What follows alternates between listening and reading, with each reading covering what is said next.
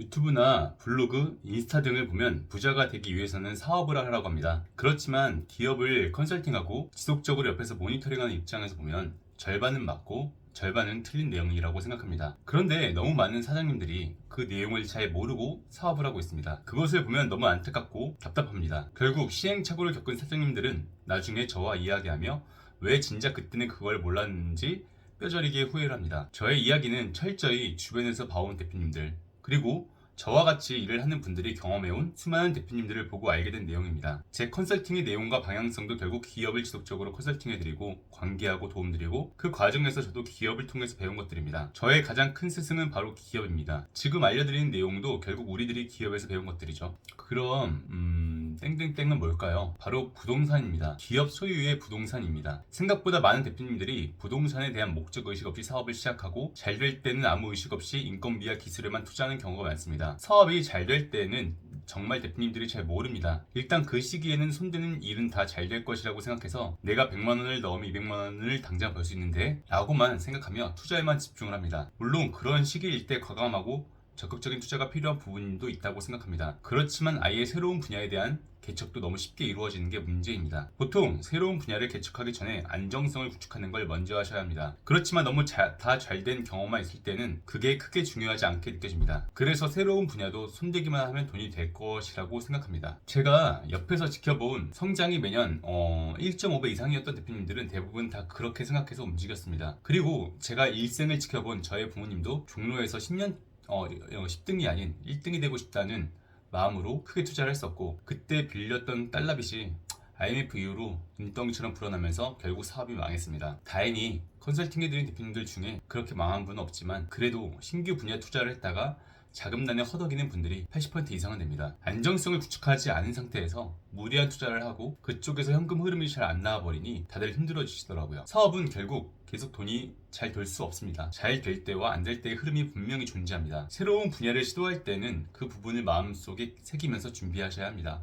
이 영상을 보시는 대표님들이 하는 사업이 어느 정도 괜찮은 아이템을 갖고 있는 사업이라면 조금 안 될 때 버티면 됩니다. 그 시기를 지나면 시장도 어느 정도 정리가 되어 다시 기회를 잡을 수 있습니다. 아니면 회사의 구조가 개선될 수도 있고요. 그렇지만 문제는 바로 중소기업이 안 될 때 버틸 수 있는 힘이 없다는 것입니다. 돈 싸들고 먼저 찾아오던 은행들이 이제는 빌려줬던 돈도 빠른 상환을 요구하기 시작하거든요. 그럴 때 버텨주는 게 부동산입니다. 중소기업이 어려울 때는 거짓말처럼 현금 흐름이 막히는데 부동산이라는 담보 여력이 은행과 기관들에서 더 많은 현금 흐름을 가져올 수 있게 해주고 그 회사는 못 믿어도 담보를 믿게 더 기다려줍니다. 여기에 그치지 않습니다. 사업을 한다는 것은 부동산 취득에 무척 유리한 입장이라는 것입니다. 매출이 어느 정도 있고 이익을 내는 기업은 사업용 자산의 필요와 이자를 감당할 능력이 있다고 봐서 기관과 은행에서 다 좋은 평가를 내려 더 큰 대출 기회를 얻게 됩니다. 그 기회로 부동산을 취득한 대표님들은 세 가지를 갖게 되기에 사업용 부동산인 대표님을 부자로 만들어줍니다.